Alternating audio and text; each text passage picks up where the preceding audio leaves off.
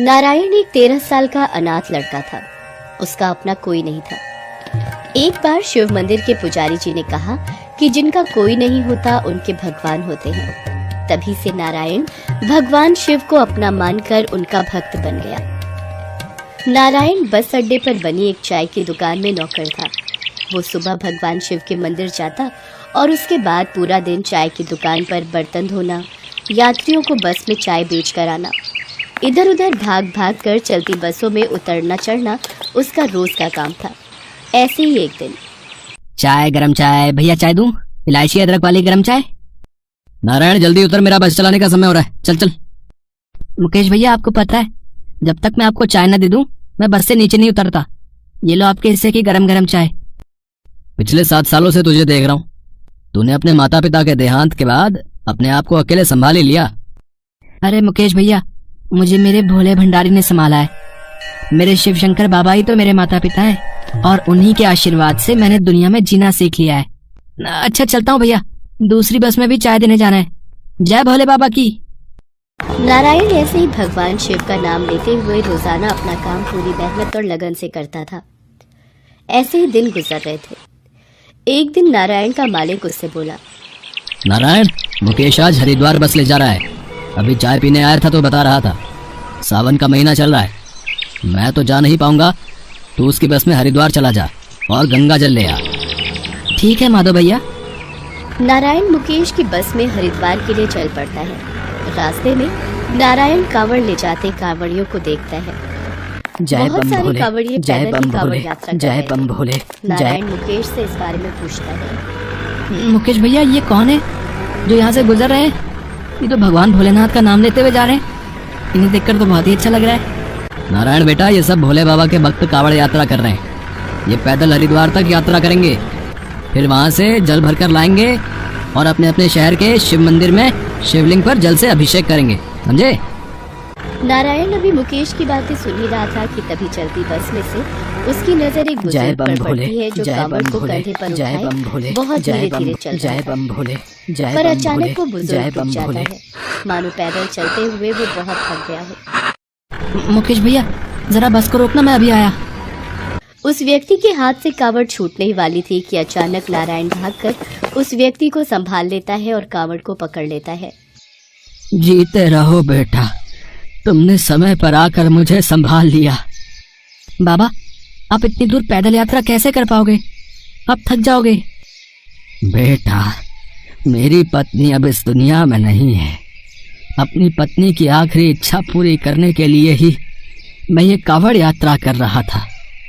मेरी पत्नी की बहुत इच्छा थी कि वो कांवड़ के जल से भगवान शंकर के शिवलिंग का जलाभिषेक करे, पर वो अपनी आखिरी इच्छा लिए इस दुनिया से चली गई। बेटा, मेरा बेटा बहू विदेश में रहते हैं और वो इन सब चीज़ों को नहीं मानते, इसलिए उन्होंने ये कार्य करने से साफ मना कर दिया।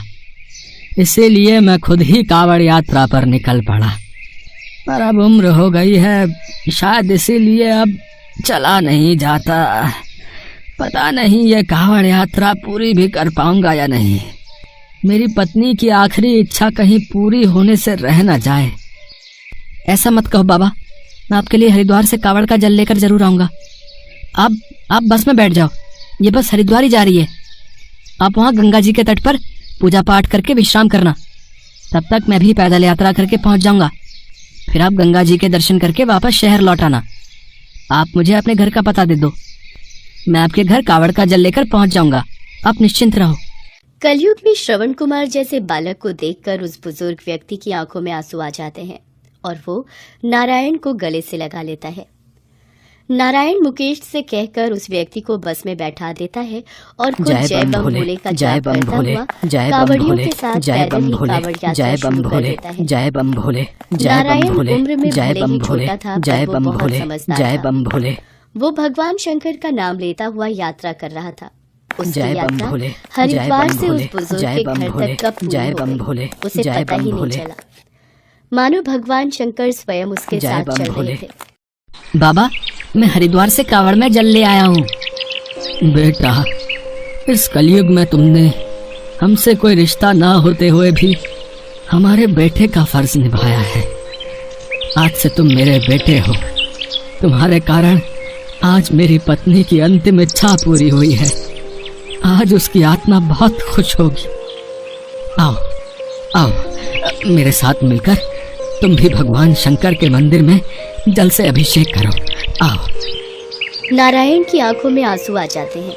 उसे पिता के रूप में वो बुजुर्ग व्यक्ति जो मिल गए थे उसे भक्ति का फल दे देते हैं। नारायण उस बुजुर्ग व्यक्ति के साथ भगवान शंकर के मंदिर में पूजा करता है। उसके बाद वो चाय वाले माधु को भी गंगा जल देकर आता है। माधु और मुकेश भी नारायण के आने वाले उज्जवल भविष्य की कामना से उसे आशीर्वाद देते हैं। भगवान शंकर के आशीर्वाद से नारायण के जीवन के सारे दुख दूर हो जाते हैं।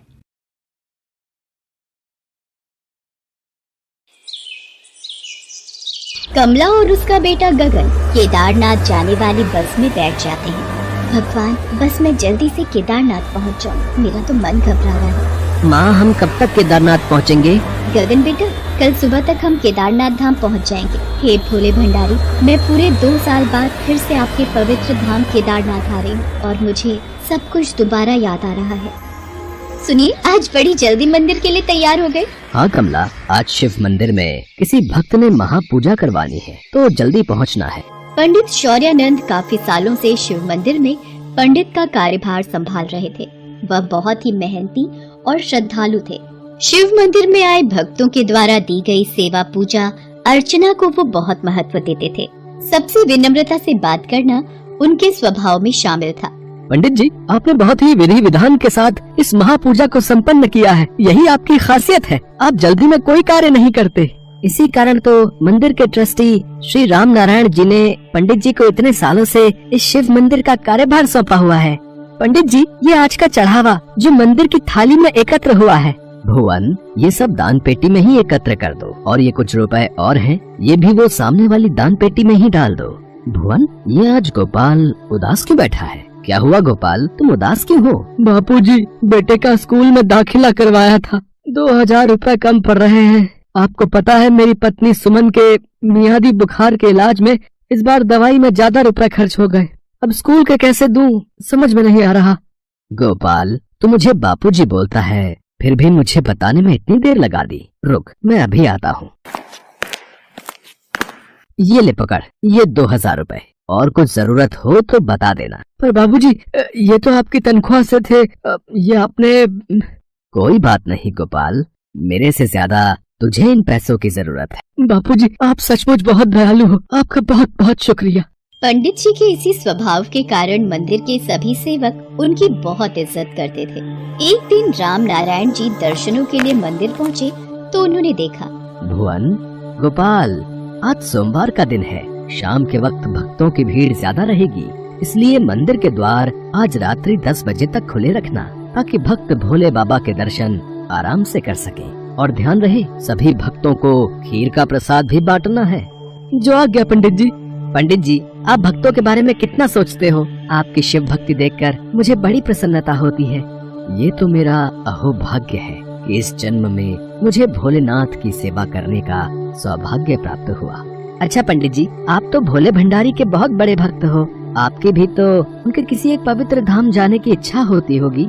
राम नारायण जी, मेरी इच्छा तो केवल यही है कि मैं भोलेनाथ के चरणों में अपना संपूर्ण जीवन समर्पित कर दूं।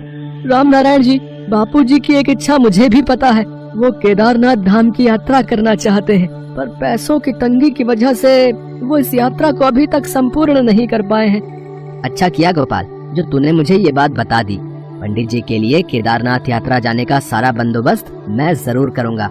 उन्होंने भी इस मंदिर के लिए बहुत कुछ किया है, तो हमें भी उनके लिए कुछ करना चाहिए। राम नारायण जी ने केदारनाथ जाने की टिकटें पंडित जी और उनके परिवार के लिए करवा दी थी और वह पंडित जी के पास गए और उनसे बोले, पंडित जी, मुझे पता है आपकी बहुत इच्छा है कि आप केदारनाथ यात्रा करो, इसलिए मैंने आपकी टिकट करवा दी है। शायद ये भगवान भोलेनाथ की इच्छा है कि आप उनके धाम की यात्रा करो। बाकी मंदिर की आप चिंता मत कीजिए, जब तक आप यात्रा करके आएंगे तब तक गोपाल और भुवन मंदिर की पूरी देखभाल करेंगे। हाँ बापूजी, आप अपने परिवार के साथ केदारनाथ यात्रा पर जाइए, पीछे से बिल्कुल चिंता मत करना, मैं मंदिर का ख्याल रखूंगा। ठीक है राम नारायण जी, जैसी मेरे भोलेनाथ की इच्छा। मैं केदारनाथ यात्रा पर जरूर जाऊंगा।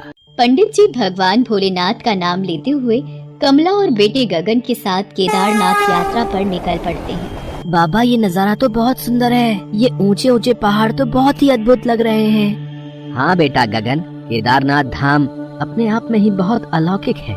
केदारनाथ मंदिर 4 धाम यात्रा में से एक है, जो उत्तराखंड के हिमालय पर्वत की गोद में बसा हुआ है। केदारनाथ हिमालय श्रृंखला के बीच एक प्रमुख तीर्थ स्थल है, जहाँ भगवान शिव का ज्योतिर्लिंग स्थापित है। केदारनाथ मंदिर का ये ज्योतिर्लिंग सभी 12 ज्योतिर्लिंगों में सबसे महत्वपूर्ण है। जितना खूबसूरत केदारनाथ मंदिर है, उतनी ही खूबसूरत इसके आसपास की जगह भी है। सुनो जी, हमारे तो भाग्य खुल गए जो हमें भगवान शिव के परम धाम केदारनाथ की यात्रा का अवसर मिल गया। हाँ कमला, वो देखो हम केदारनाथ मंदिर पहुँच ही गए। आओ भगवान भोलेनाथ के ज्योतिर्लिंग के दर्शन करते हैं। पंडित शौर्यानंद जी कमला और गगन के साथ केदारनाथ मंदिर के दर्शन करते हैं और भगवान भोलेनाथ की पूजा अर्चना करते हैं। सुनो जी, पिछले 2 दिन से बारिश तो मानो यहाँ बंद होने का नाम ही नहीं ले रही है और अब तो कुछ ज्यादा ही तेज हो गई है। सुनिए, धर्मशाला में ही चलते हैं, शाम के वक्त गगन को घुमा देंगे। हे भोले भंडारी, आपके दर्शन करके मेरा जीवन कृतार्थ हो गया। आपकी केदारनाथ धाम की यात्रा का सुख प्राप्त हो गया।